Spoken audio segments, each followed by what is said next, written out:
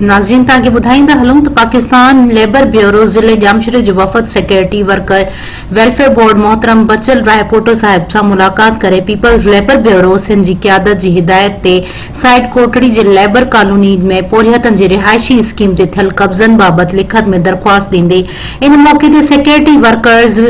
welfare board ख़ातिरी कराईंदे चयो त जल्द इंक्वायरी करे वर्कर्स वेलफेयर बोर्ड जी ज़मीन ते थियल कब्ज़ा ख़त्म कराइण लाइ डिप्टी कमिश्नर ॼामशोरो ऐं एसएसपी ॼामशोरो खे लिखत में दरख़्वास्त करे डिपार्टमेंट तरफ़ां ज़िले इंतज़ामिया जी मदद सां